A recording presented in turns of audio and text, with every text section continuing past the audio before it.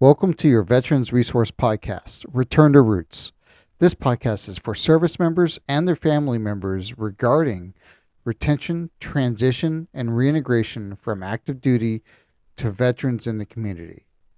Hi, I'm your host, Chris Elder, an active duty senior chief in the United States Navy, and my partner in crime slash host is Yogi Hernandez, who's an active duty chief in the Navy. Together, we are documenting our experiences as we prepare to transition and reintegrate into the community. Every podcast will have actionable content that will benefit American service members and their families, as well as those who have already transitioned and reintegrated.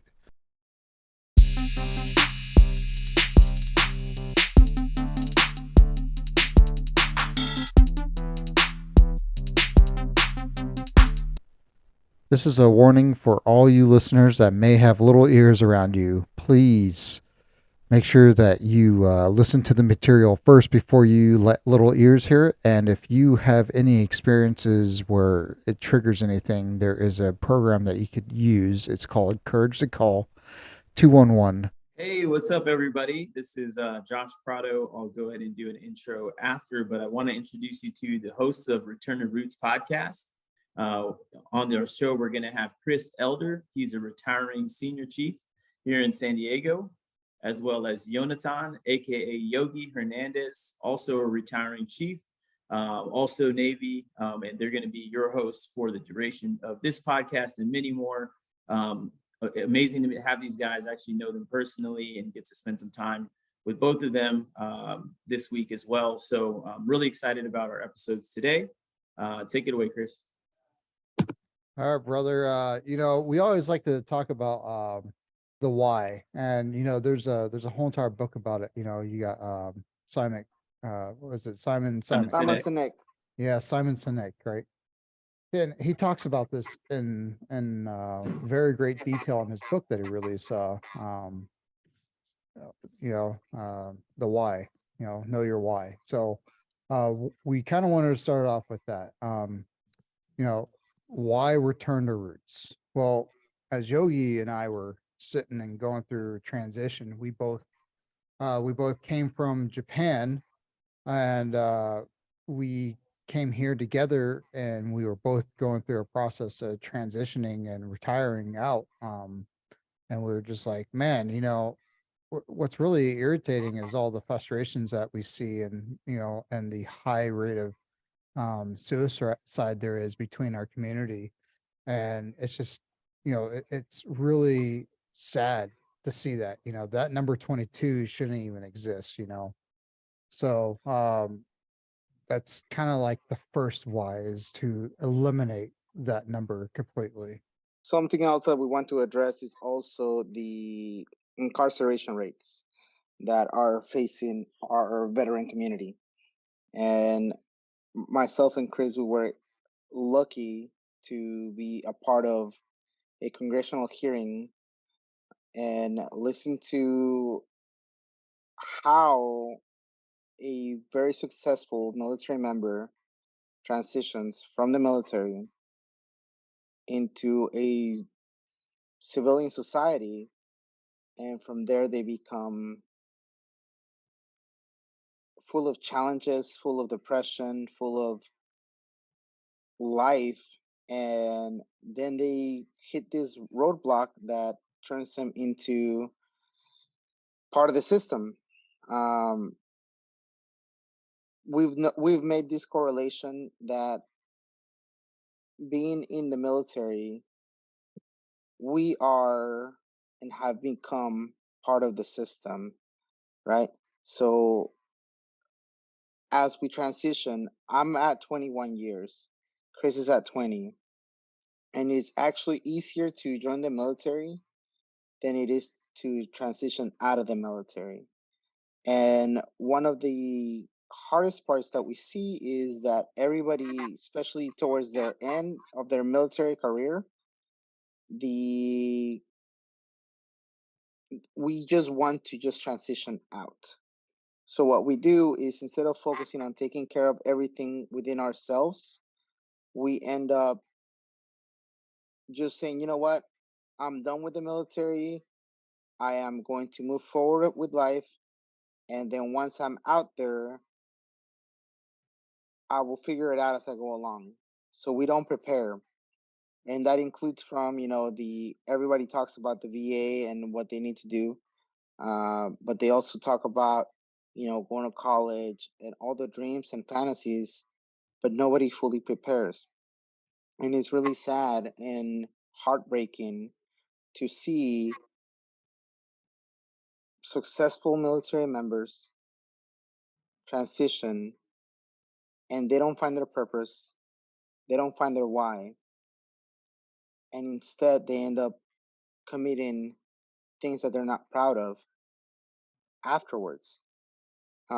So that's what, our point of doing prepare to or return to roots is going to be to focus on service members transitioning out, also active duties uh, members and spouses and families to be able to have and learn the resources that are available to the community on a consistent basis.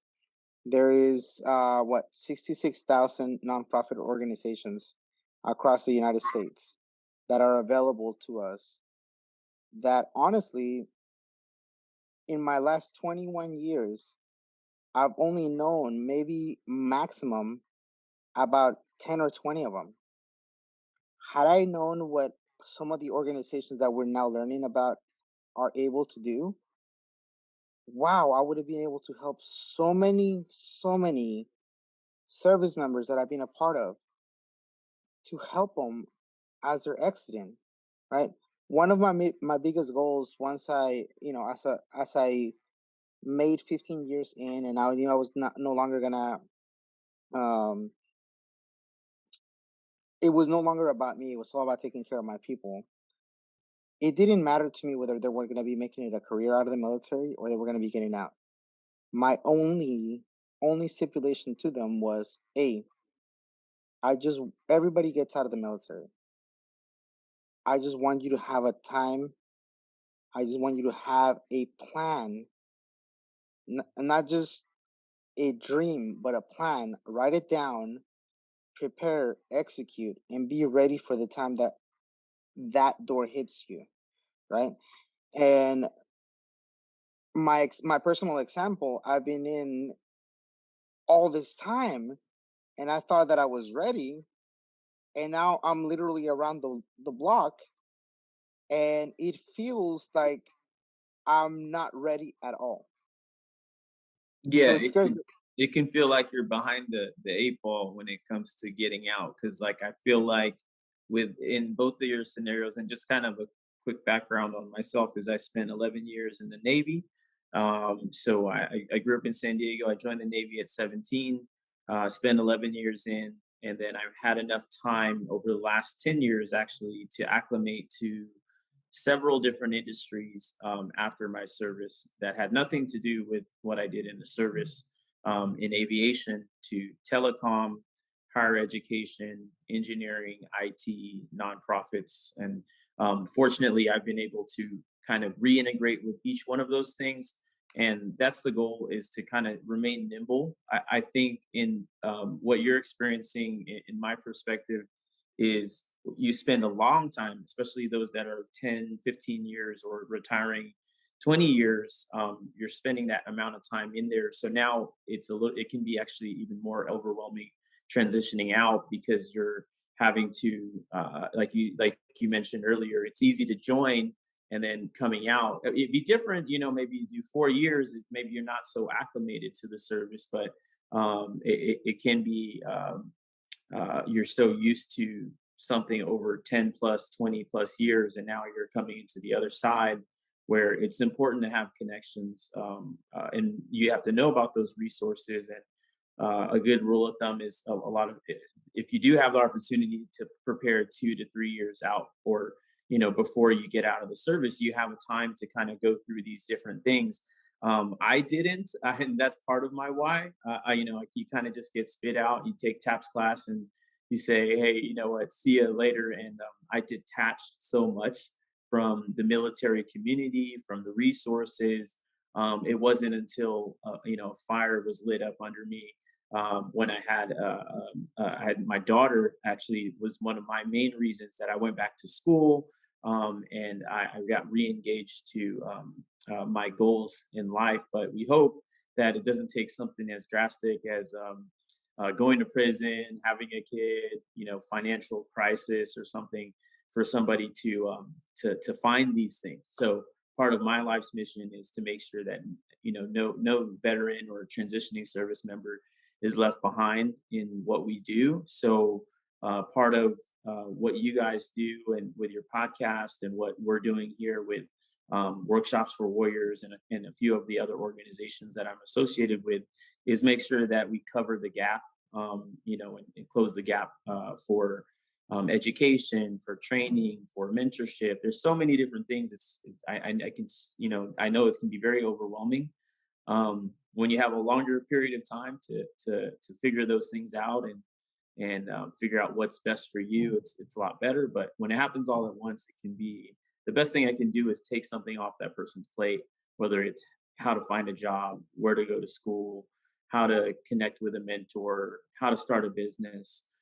That's essentially what I'm an expert or a specialist in that military transition space. And I'm always happy to help in any area. So I'm glad to connect with you guys and share some of those resources, or maybe you have some questions that have been on your mind, and get you some resources that maybe that are new to you or that you've already heard of. And I know that we are going to be able to work together on helping reduce the number of folks that are having a struggle with transition. Yeah, bro. And you guys both hit great points about joining the military. It's so it's institutionalized. It's easy. It's set up that way. They have hundreds of years of experience at this, and it's a process. That is just well put together. But the process getting out is obviously not well put together, and really it boils down to this: we're all individually responsible for our own transition and reintegration process. After we've been told that we have to work as a team, it's the whole entire team, the tribe, the Navy, the Army, whatever, they make the final call. We've been taught not to make the final call because we're always waiting for the final call. So it's not a surprise when I look at the streets and I see that there's 33,136 homeless vets, according to the most recent VA study out there, that there's that many homeless vets out there. They fell through the cracks. And that's just at any given time. Less than 0.06% of the population joined the military. That's a staggering number. 0.6% joined the military, right? It's less than 1%. But yet our population of the homeless is 6% of the homeless. According to VA studies, they're out there. Our brothers and sisters right now, at this given point in time, they're homeless because they were left alone in their transition and reintegration process with after being institutionalized and after not getting that right resource or not getting plugged in. And obviously, there's nothing you could do about a horse that doesn't drink from the trough. You can take the horse to the trough, but you can't make it to drink the water. You know what I mean? So that's just something to really kind of think about. And there's according to the DoD skill bridge, every year there's 200,000 service members are getting out every year. That's insane. And the fact is the majority of them they end up seeking reemployment after 3 years. I think the percentage is about 80% after 3 years. Yeah, I mean, I've worked in the transition to, a lot of folks, their primary and secondary concern when they're getting out relates to employment or reskilling or upskilling in some sort of category. So um, if you rush into that, I think that there's so much of a rush into what their next job's going to be or where they're going to go to school. So even though I've worked in that area, I mean, in no way should we, have a service member be so stressed out that they rush into those things, because the worst thing we all know is, going to school for something that you don't want to do, or going to, take a job just because you're trying to pay the mortgage after the military. We want to see our brothers and sisters thriving in what they do, and excited to get up and do what they're doing, day after day. So I really like to work in the training and employment space. But at the same time, a lot of it, like Yogi said earlier, is self discovery and knowing what makes you tick, because, essentially you do have so many different ways you can fund your training or your school or your next opportunity, that you don't want to jump and waste it on the wrong thing. So it's one thing to have a million conversations and have too many, people telling you do this, do this, do that. It's another thing to have no one tell you and you just guess. But there's a right, kind of like a Goldilocks. There's like a right amount of conversations you have with people around you, and mentors to kind of steer you in the right direction. Because, I think we're the ones that are gonna to be able to catch the eye of somebody and say, get their ear and say, I think you should look into this. I think you should go talk to this person. And so even though we're doing this on a podcast right now, something that you and I, Chris, and a lot of the others are doing is doing like lunch and learns, or kind of just, meeting up with each other and making sure that we're all familiar with the same resources and people, because you'd like to have the chain of events be, they go through a transition workshop, whether it be TAPS or Onward to Opportunity, XYZ. There's a lot of transition programs. But for somebody to they have the opportunity to have that conversation with one of us, and us say, hey, go talk to Yogi, and then go talk to Josh, and go, and maybe, 6 conversations later, they have the right school, they've got the right job, they've got some people to hang out with, and, on the weekend, they've got some events on their calendar, and they've got, a couple of things, because like I said, there's a really nice, in between of too much information or not enough information, and just kind of like that right amount of people, people and resources around you. The worst thing to do would be to just disconnect, because like you said, isolation kills. It can hurt you when it comes to jobs. It can hurt you when it comes to, your living situation, your mental health. I think the goal of this, I think we're very much aligned on making sure that everybody understands they're not the only one going through this. 10 years ago, I wish I would have ran into you, or we, vice versa. So we would have caught each other at the pass, and so it's our responsibility now. It's not too late.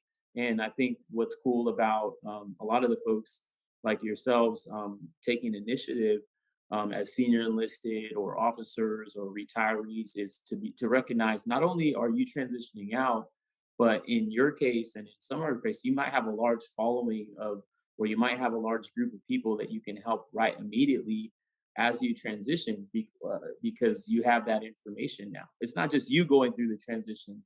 You're taking Right. that initiative of, I'm going through this, and I'm also going to pass that along to the folks that are getting out, and I might be able to impact 10 people, just by me sitting here and listening to you all.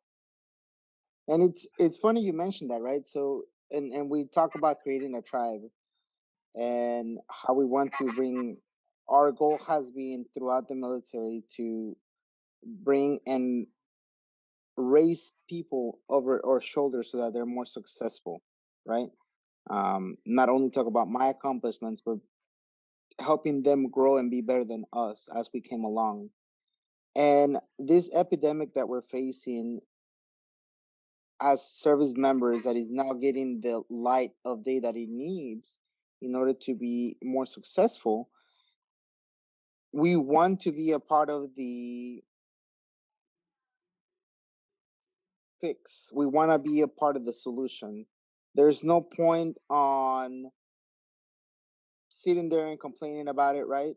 Everybody thinks and complains about that TAPS class. There was too much information, it wasn't good enough, so on and so forth, which, I mean, they're not wrong, but as I was told, because I was part of the bitching Betty at the time. I was like, hey, and I've personally gone through 5 TAPS classes throughout my entire career just because I wanted to be ready for the day that I got out, right? And here I am getting out, and I still feel like I'm not ready, right? And we met Maurice Williamson. I don't know if you met him, but one of his biggest things, he was like, hey, what is the purpose of TAPS? And everybody answers, throws everything out there, oh, to prepare us for transition, show us the way. And he's like, no, hold up. Their only purpose is to share information with you. Once he painted that portion under that light, wow, honestly, the perspective of that shifted. And there was more appreciation to what TAPS has to offer than anything else. Now, reaching out to the other members of the community, i.e., San Diego Veterans Coalition, Work for Warriors, and there's so many more that I'm not going to start naming all of them, right? That are here for you, just knowing, right? The biggest problem is that we don't know what we don't know. And by staying in a silo, right, we make it harder for us to be successful and fix this problem. By sharing all of this knowledge, like we've talked about, is the more you know, the more everyone else knows, the more we have a bigger community. And like you were mentioning, I'm bringing my tribe, everybody that I've ever talked to, and I'm pushing them forward with the knowledge, right? Whether they take it or not, that's up to them. But at least they have been exposed to it. When they're ready, they'll request that information, Yeah, I think essentially it's just learning for the sake of others as well. It's not Yes. just for yourself. So I think there's going to be, I described with Chris, a number of different communities that the service member that just goes through TAPS or TRS or the government mandated ones will not find out about or get time to spend learning about these other organizations just within there. I personally don't focus on as much or put a lot of weightage on the TAPS and TRS because it's a government mandated process, out processing. Now, the rest of the ownership and the opportunity we've recognized over time is that it's like complaining about McDonald's when there's five-star restaurants next door. So Exactly. there's a lot of programs. Some of them are nationwide, some of them are local. I can name a few of them as well, but I'm sure we can share those.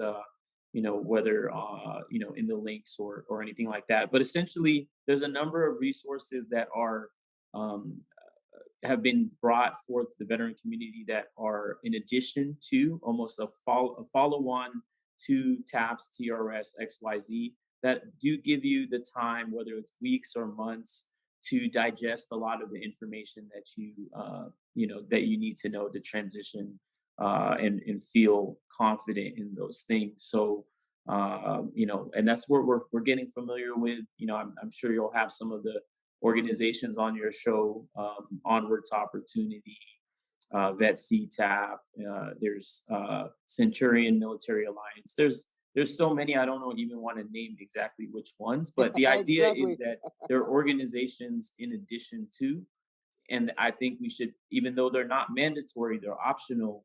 It's up for us, whether it's senior enlisted officers or veterans that have already transitioned, to make sure that we kind of nudge the individuals to make sure that they enroll in one of those programs.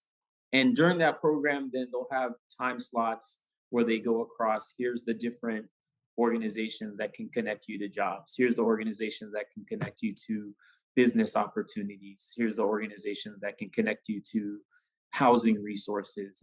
And I think the more we do that, the better. I mean, that's what we've been doing for years. Maurice Wilson is I've known for years, and he's one of the hard chargers that's leading the charge with his organization to make sure that we don't let anybody fall through the cracks.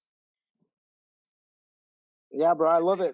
Thank you for everything that you're teaching us, sharing with us, and you're allowing us to be successful in this transition and sharing all of these resources. Um, we truly appreciate it. What kind of questions do you have for us?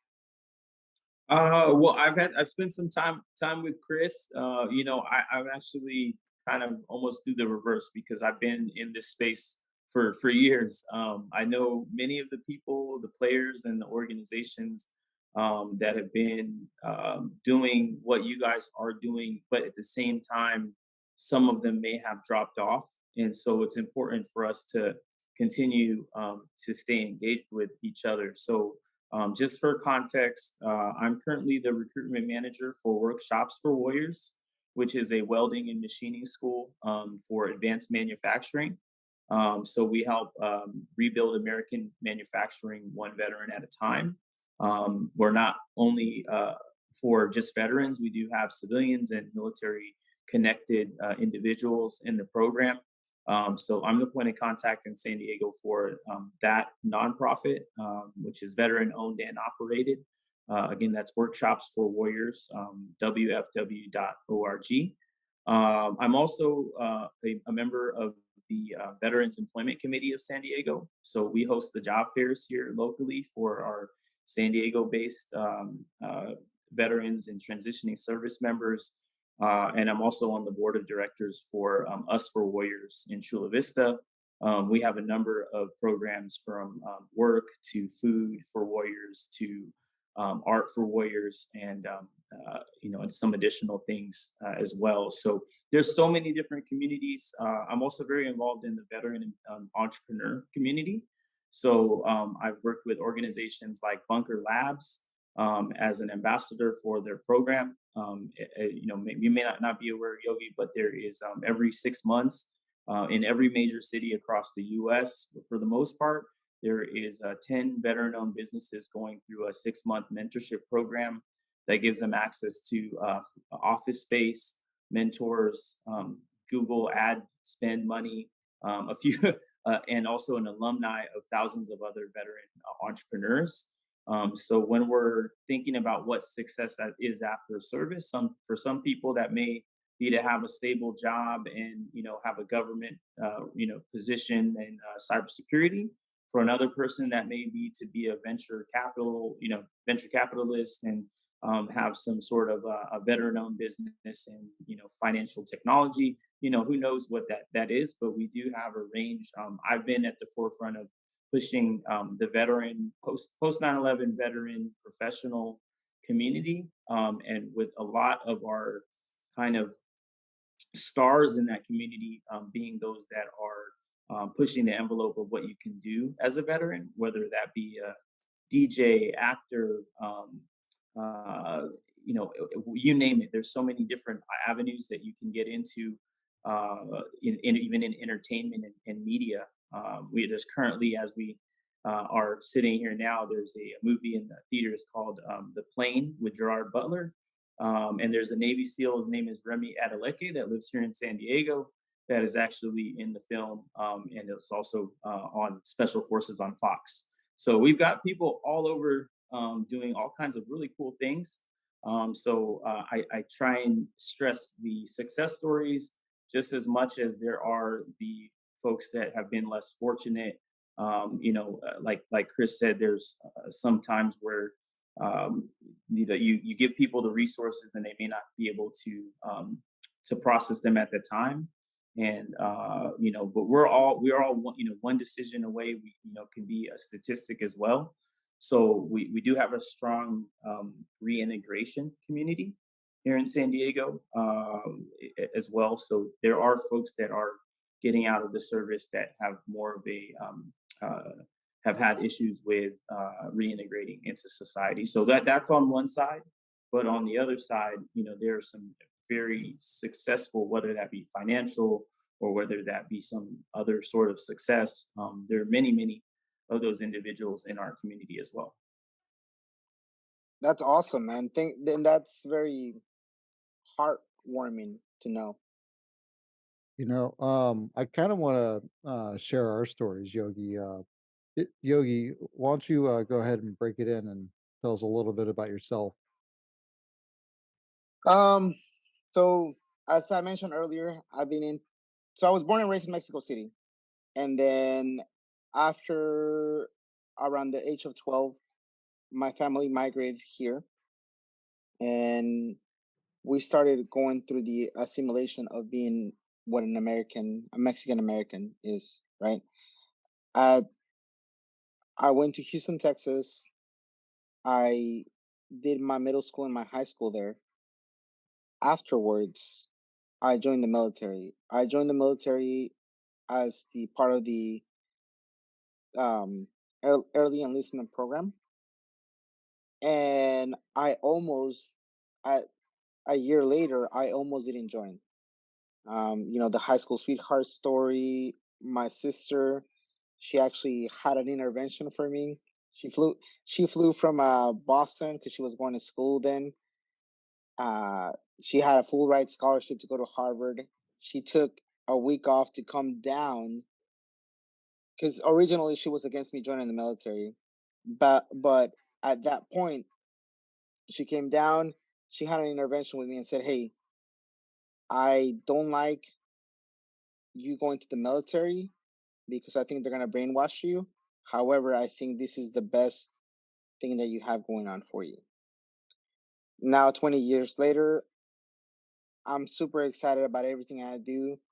Um, the 2019, I had a medical procedure that didn't go as well as we wanted it to be the outcome. So that set me down this path of going from being super successful, really happy with everything that was going in my career, about to retire in Japan, to now my world gets shifted upside down and now I'm getting sent to San Diego on a limited duty to try to figure out what the military Balboa can do for my case, right? So that shifted everything, changed my entire direction of where I thought my life was going to go. And my wife and I ended up coming here to San Diego. And now we had to start over, right? 21 years in the service, never been in San Diego, and never wanted to be in San Diego. Now we had to start over. It's not And so then bad. on yeah, exactly. It could be worse places, but it was still a shock. You know what I mean? And now that I see my career transition and becoming less and less possible to continue, it is difficult, right? Luckily, and by the same time, unluckily, Chris came a couple months um, and has the same thing. I have another friend. His name is Eddie Thompson, and he's going through something similar, right? So this is how my transition and my LIMDU/medboard process started to become less of a burden. I personally struggled with some emotional uh, feelings, um, depression, and stuff like that because of this, right? It wasn't easy to say goodbye to everything that I've loved for the last 21 years, and I wanted to do more. And after, not saying that I'm 100% yet, but creating this network, seeing these successful people around me, seeing this brotherhood that once I finish the military career, it's not gonna end. The tribe that we're surrounding ourselves with, luckily, it's there and it's been there, right? And now I am being hopeful again that all of these things are still possible, right?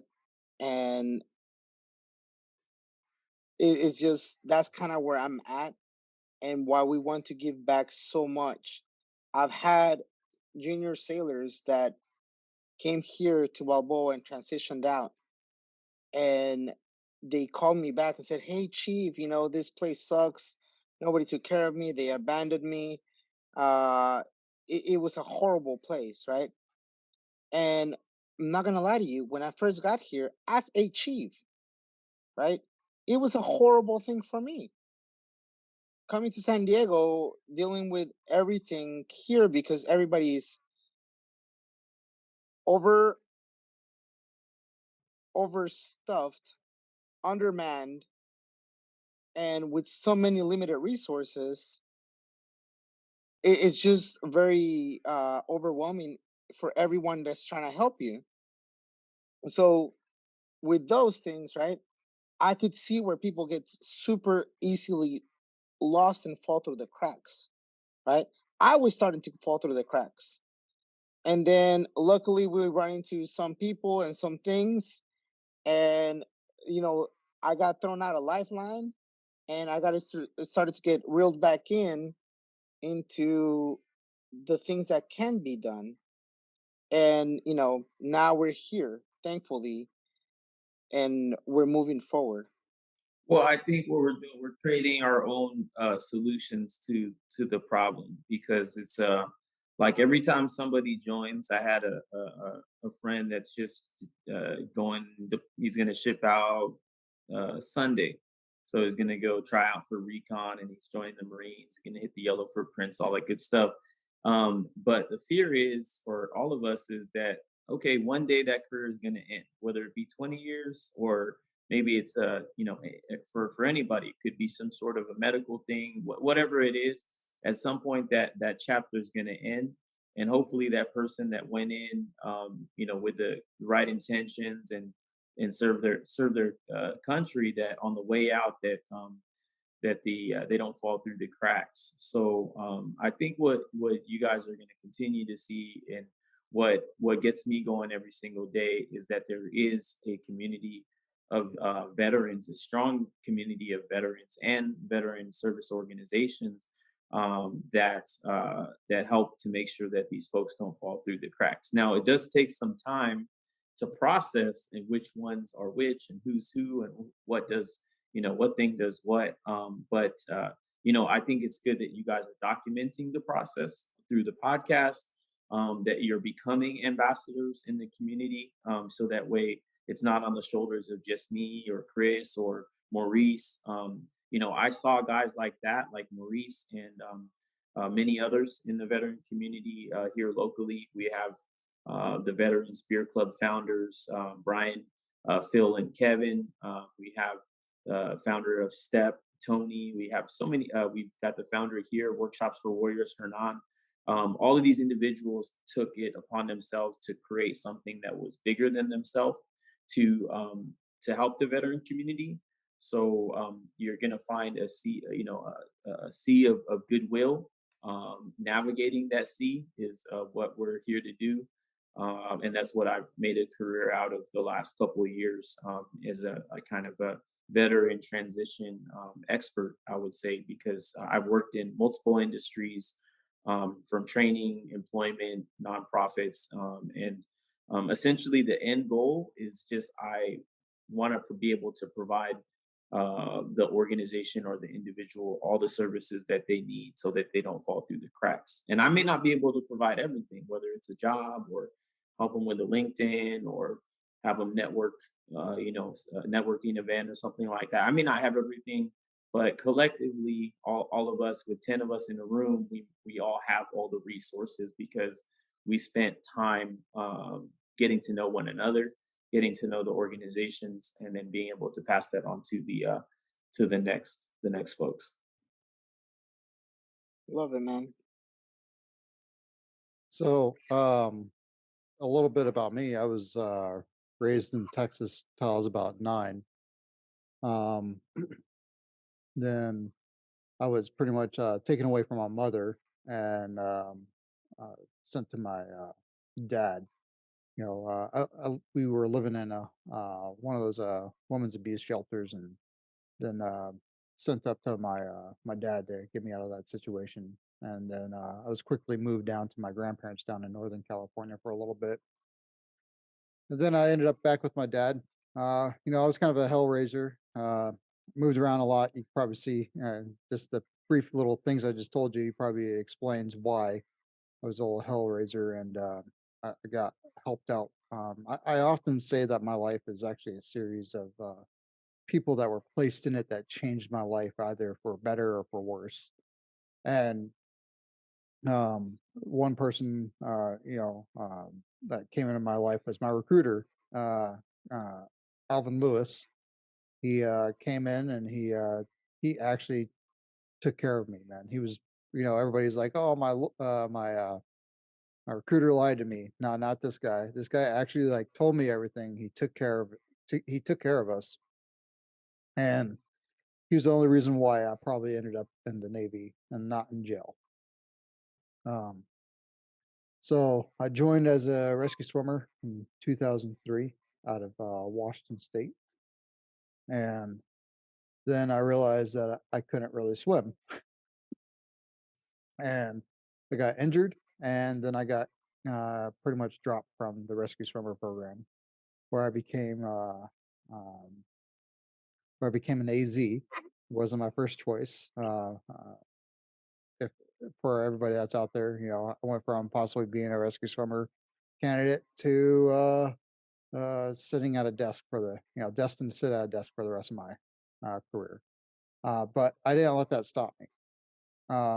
I served, I took advantage of the program that I was in, and I became best in my class for my rate, and got promoted relatively quickly. And then I went to Guantanamo Bay. By 2009, I came back. I had done 2 tours in Afghanistan and a tour in Guantanamo Bay, so I was pretty pretty messed up. But it was still during those times where we didn't really address any of our stuff. Um, I don't know how I made it out of that, other than God and my wife um, pulled me out of that dark place. And luckily, I was able to get my head straight, and then made chief, and then made senior chief as I progressed through my time. You know, the whole entire not getting help has been such a like. We grew up in that environment. Josh, you remember it. You would get, oh, that's the crazy guy who went to go get help, and uh, nobody has to know that you're getting help. But as soon as they find out that you did, there's like a negative condensation or negative like stigma towards it. And I'm here to tell you, there's nothing wrong with finding somebody to talk to and like literally just unload all your baggage.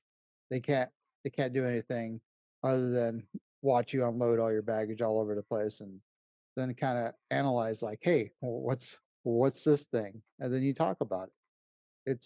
It's actually been pretty um revolutionary just doing that process. So um when I came back from Japan and linked up with Yogi, man, I was pretty fortunate. He helped me out more ways than one, man. I was pretty in a bad place when I came back, like, hey, like, I'm away from my family.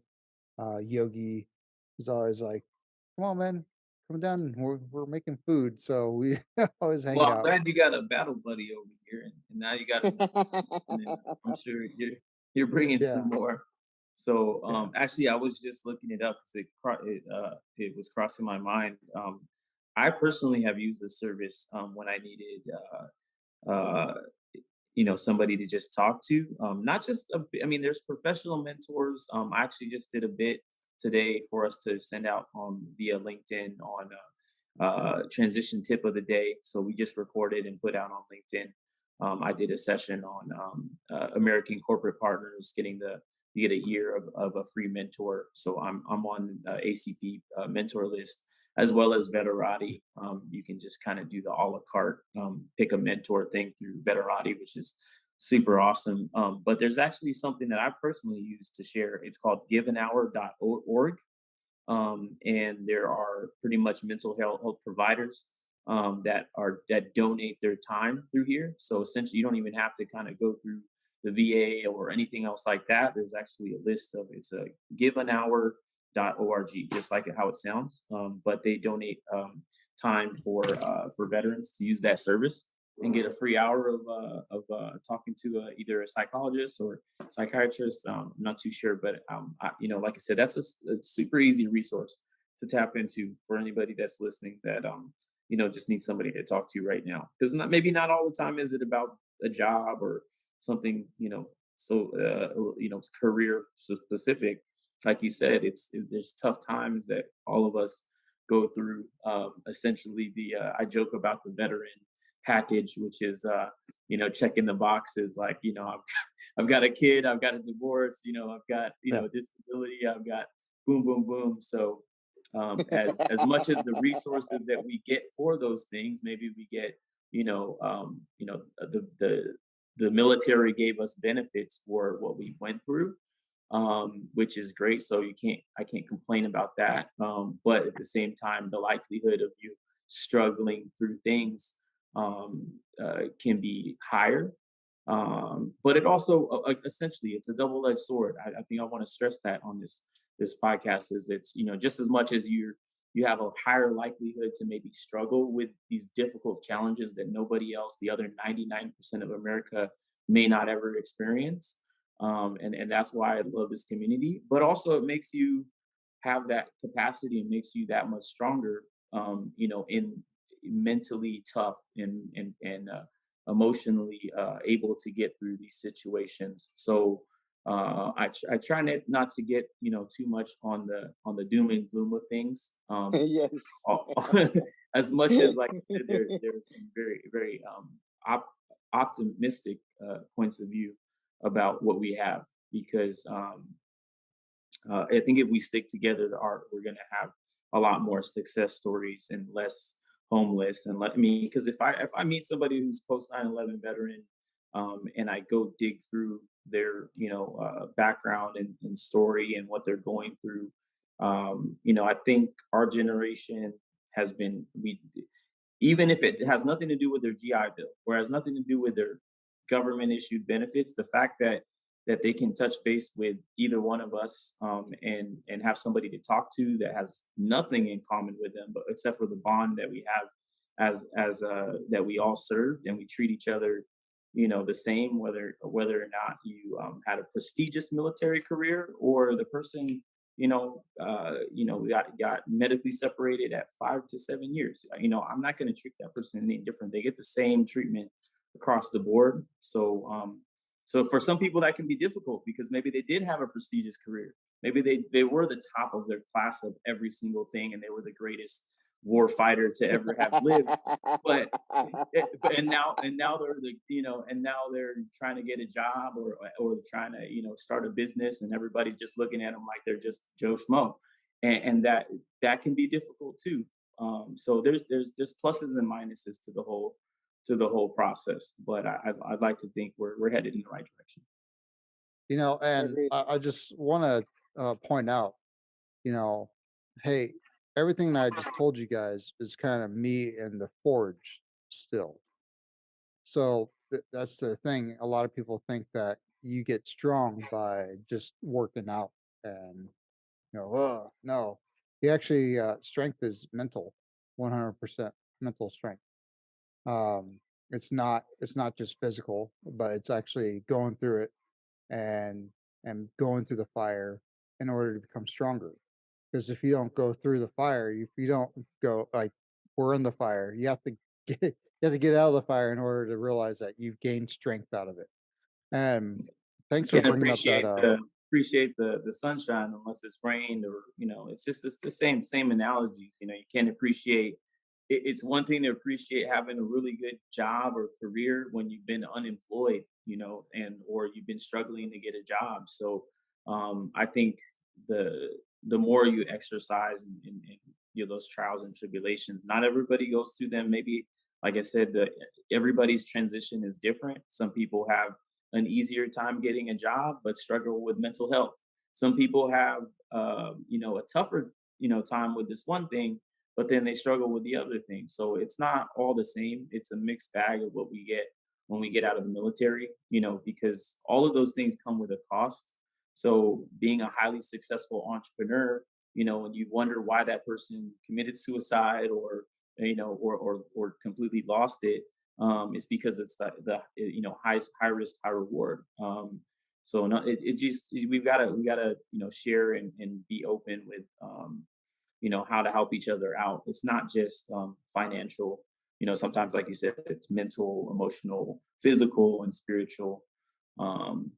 Biggest thing in this stressful time, physical exercise and activity always definitely helps. Yeah. I think you're right. Let's get into the best part, our vision, mission, and goals. you know, I just want us to realize, hey, this podcast, we're gonna mention things that are real. One of our biggest things that we want to make sure people understand is that this is a genuine conversation. Though I may prep and figure out stats and statistics and stuff like that, that's not me scripting the thing. We're actually sitting here, we're having a fluid, organic conversation. You're going to hear us stumble over our words. You're going to hear some things be like, oh, that guy didn't edit that out. No, because I want you to capture the humanism that's actually happening as we talk about this adjustment period of our life. Um, one of our visions for Return to Roots, um, creating a how-to resource library. So it's not just talking to the resources that if we when we bring a workshop for warriors or reboot or Step Forward Academy or Step, because there's two different programs. Support the enlisted project. uh, we're not just going to bring them on, but we're also seeking people that have actually used them so we could get their perspective. So we're not just bringing it from, hey, we bring that organization on here and we talk to them, but we're getting real live brothers and sisters and their family members in here and talking about these resources because It's like that's a three-dimensional approach to it, and I think that's what that's going to help a lot to kind of solidify a lot of the organizations that people go to because they're trying to decide, and maybe they hear one of these stories and they're like, "Man, I should try that thing out." Like for example, I'm always harping about Veterati, but not only have I used like Veterati to mentor many individuals, I've also been on calls myself where I'm as a mentee, asking people, uh, decisions and questions that I have about life as well. And I've actually met in that time period where I was using Veterati as a mentorship tool. I met some really good people that ended up not being a mentee or a mentor, but actually just being a friend. And actually, I'll shout him out on here because he's a big part of our community. His name's William Liu. He's a veteran, Navy veterans. He was a SWO, and we always help each other out, whether it's community events and promoting different opportunities and helping each other find employment, or maybe he knows somebody. We're able to do that, and I met that person through using one of these tools.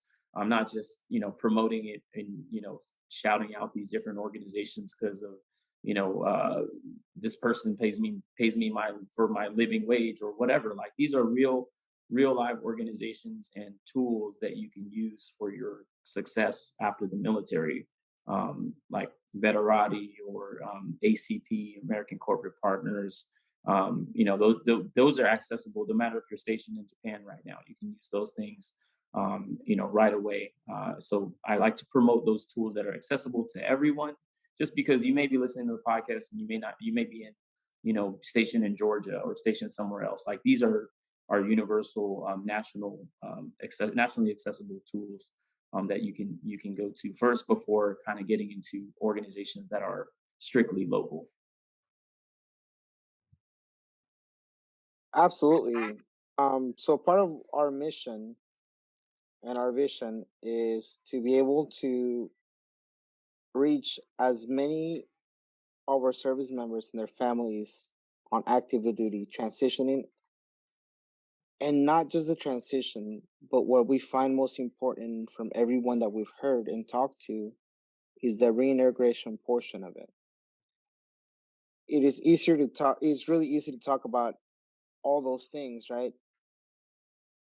But we want to be there, and we want to connect them to people that are there to give them the warm handoff and move them to whatever their next place and communication of where their next home is going to be at, where their next mission in life is going to be at, right? And we're talking about the service members, the wives, the family, right? And anyone that surrounds them. That way it's bringing them all along, because if you're not fully engaged and you're missing part of your family, you're not going to be able to be successful. We also want to talk about, bring this to as many media platforms as we can. We are starting off with the podcast community, but we're also going to bring it up to YouTube and other avenues so that everyone can get the knowledge that they want and need. So yeah, and we know like word of mouth is always best, but because of the fact that we do have, I think that's one thing that's important for us to all get really, really as good as we can get on marketing and sharing things via social media.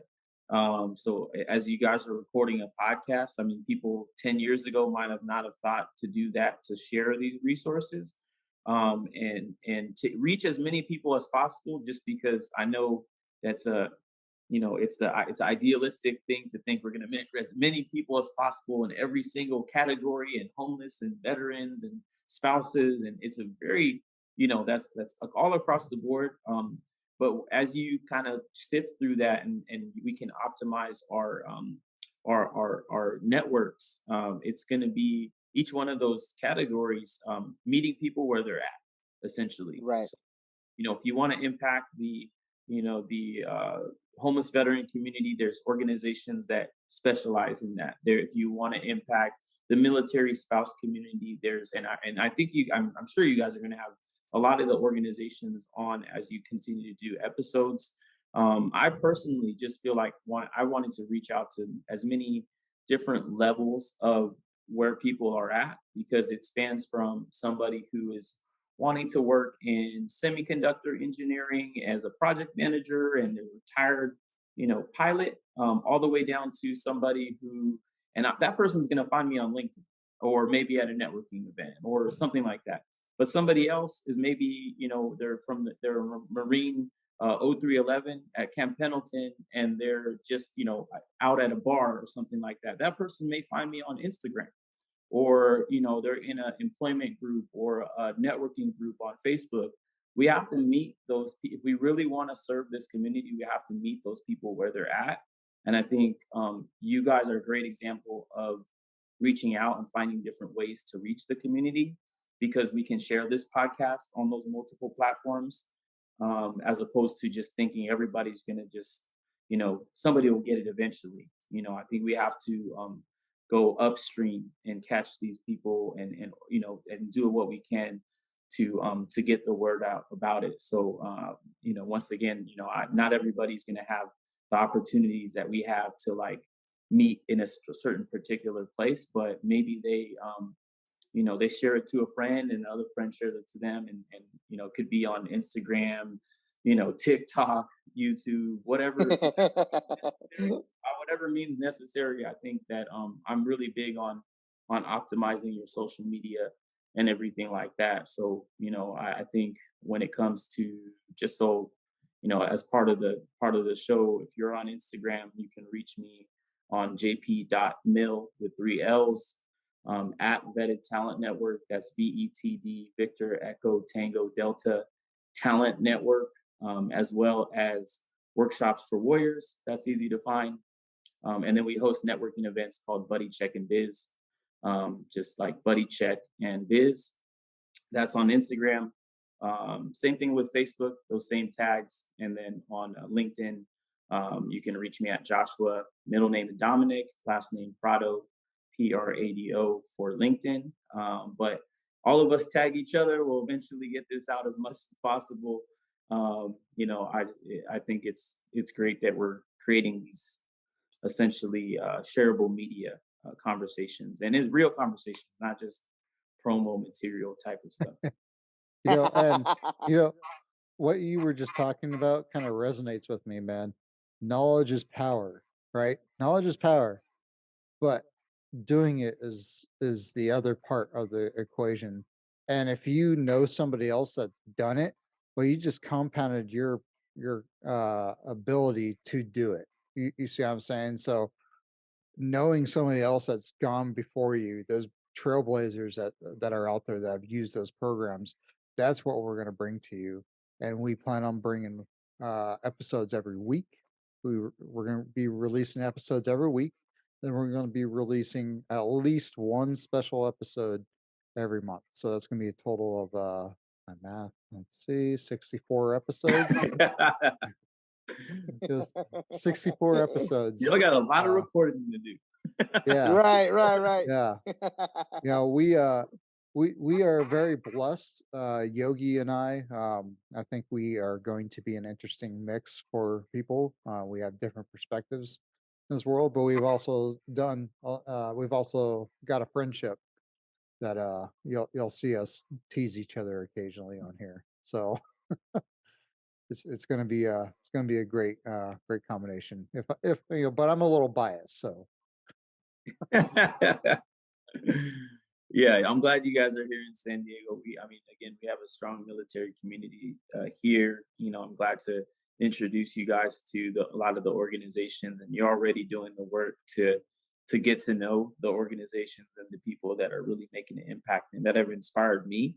Because I don't know, I guess a few years ago, I was the young kid trying to do what you guys are doing, and I started to create and things and get involved. And then now, the next generation is doing the same thing. And I feel like I'm the kind of in the older category now, which is weird. But because I was like the young buck of the mix. And the OGs were like, Maurice and Phil and all those guys. But once again, in every single base and city, there's always people like us. And I think that knowing who those people are, luckily we have LinkedIn. The accessibility of the resources and the people is insane. Like if you're listening to this and you're stationed in in Hawaii, or you're stationed in Washington, you can send a message through Instagram or LinkedIn or Facebook, and to us or some of the people in the organization that we mentioned. And I'd be hard pressed to say that you're not going to get a response back, because the accessibility of the military community, and especially the veteran community, there's so many people that want to help you. Again, that can be overwhelming. So you have to kind of sift through exactly what you want and take the time to figure all that out. But there's no shortage of people that want to help. And I think, like you said, we're the 1% of society. We always forget that. I think I forget that, that we're a small but powerful group. And it's specifically in military transition. There's other things where, like I said, we don't want to discount military supporters and civilians on the impact that they have on reintegrating us into the community, because especially in employment, they're not adapting to the military. We are adapting to the culture of the organization, especially in employment. You're not going to take every single thing that you got from the Marines or the Navy and dump that into Boeing. No, you are adapting into that culture. If you're going to, that's going to be your next chapter. You can take all the good things from it, but they're not adapting to you. That's what sometimes people get misconstrued. If you want to fully just take everything that you have and nobody tell you nothing and you get to do it your way, then you can be a business owner, but still your investors are going to have some input on what you do. And maybe they're not all going to be veterans that understand your background. They might have no idea. They're just investing in the finance. So we need to, like I said, we can't do it alone. But there's other people that you can reach out to and lean on especially in the transition phase. You said it, man. You said it well. And I want to put this out there for the record. The best way to say thank you is to listen to this podcast, listen to the resources that come onto this podcast. And if you really want to say thank you, help through the organizations that come on here. That's the best way to say thank you for your service. Yeah, and absolutely. I serve as and you guys, I'm sure, are stepping into that role as well as a resource or a mentor, among other things in the military community. My specialization is in recruiting, training, and helping place veterans into their careers. Last few years, that has been in the tech sector, specifically IT. Prior to that was in semiconductor engineering as well. And then now I'm trying to make a dent in the manufacturing side of the house. So, as the workforce gets older and starts to retire, there's a lot of trades and skilled positions out there that you can get training for, including welding and machining is what I'm helping build. We're helping work on right now here at Workshops for Warriors. But also, I've worked in many different fields. So if I can help you out, I'd love to be a resource individually as well as or as an organization here. And then Chris and Yogi, you guys continue to keep doing what you guys are doing. I appreciate what you guys do and what you guys are going to do in the future with this podcast. So, Joshua, Josh, we're gonna bring you back on, and we're gonna have you do a whole entire exclusive episode just for the Workshop for Warriors, because you guys do something very interesting, bringing manufacturing to the forefront, and it's not just like in a place that's like far off. No, you guys are right next to 32nd, the 32nd base. Where we need manufacturing, and that's one thing that, man, I could get really passionate about this. And manufacturing needs to come back to the States. It is a dying art, and I think that you guys are bringing some revolutionary people into the art. A lot of entrepreneurial type of people that are doing manufacturing that you guys are training up. So Yeah, I we mean the application is crazy because you have the obviously veterans supplementing manufacturing in aerospace is pretty easy. You can see that with defense and aerospace engineering. You can see that with manufacturing for automobiles. You can see that with multiple applications as well as just the veteran entrepreneurs that are wanting to mod their motorcycle or make knives using the well. There's so many applications that you can use this for. So it's not just a one-stop shop for a career, but also just picking up those skills and taking those into your next chapter as well. So I'm fortunate to be a part of this. The last couple of years, it's mostly been the tech. Veterans to tech has been my kind of like my niche over the last couple of years because of cybersecurity and programming and helping veterans go from whatever they did in the service to a cybersecurity analyst or a network engineer. That's my specialty, but I'm really enjoying doing it here with workshops. So we'll do a whole episode and maybe I'll bring some guests on for that one as well. I think it's just great to get some of this information out, no matter what. absolutely. And we want to bring you for that when you talk about all the programs that you have under your belt and your experience. So we might bring you a couple back times if it's okay with you. Yep. With that being said, I want to thank you again for interviewing us, being our episode 000. And we will be airing February 15th. It's a very important day for the Yogi family, the Panda family, and the tribe of Return to Roots. That is going to be amazing to carry on forward. Actionable content for today, it would be basically stay tuned, share this with everyone around you so that we can get the word out to as many people as possible, and just keep us in mind, man, for everything that you can do. Yeah, absolutely. I appreciate the opportunity to be on with you guys, and also to continue to work with you guys as well. So hopefully, the program that's coming up here in San Diego, you guys have access to the podcast studio this week as well. So I'll we'll talk more about that later. But yeah, stay tuned, Yeah. guys. There's going to be a lot of things in the works for Return to Roots. Just know that you're not alone. There's other folks that have been where you've been at, whether it's a limb due or separation or unemployment or mental stress. We all been there at some point in time. You're not the first one in the history of all humanity, especially as a fellow, veterans or retirees. There's a lot of people that have been in your shoes. Figure out how to get connected with them. Definitely don't hesitate to get help, and how to move forward. And I think we're going to be able to do a lot of good things together as a team. Like you said, teamwork makes the dream work. Yeah, man. Yeah. Teamwork, dream work. I love it, man. Hey, any save rounds or alibis, guys? No? All right. That- It's I not think, all I think we rainbows. got an empty clip right now. End of Yeah. the day. Yeah. Yeah.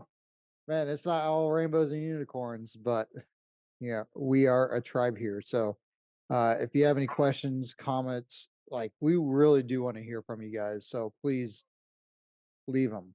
And, first episode, I think it's a 5. You guys all agree? 5 stars, top ratings. Yeah, Yeah. you guys, it's good continuing to get to know you guys, and I appreciate you guys letting us share.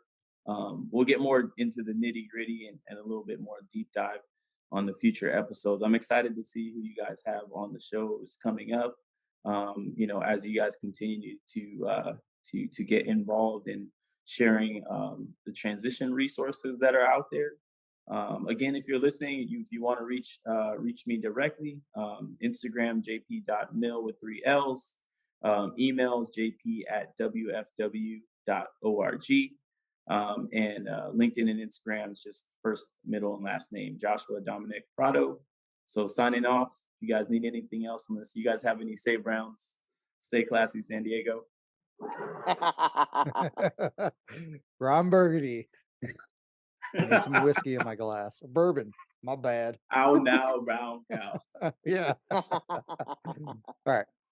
Return to Roots out. But we touched on some topics today that I feel that we need to just address. There's courage to call, and if any reason while you're listening to the show, you feel like you're experiencing some past experiences, courage to call 211. They can help you out and process that stuff. They have veterans services available for people that may need to talk to somebody, especially, unlocking some of this stuff. It can bring stuff up. So I understand. So courage to call 211. I hope you guys enjoy the show.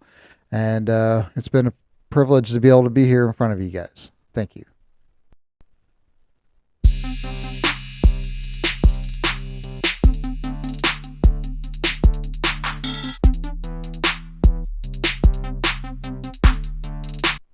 Do us a solid. Share this content with everyone you know, regardless if they're associated with the military or not.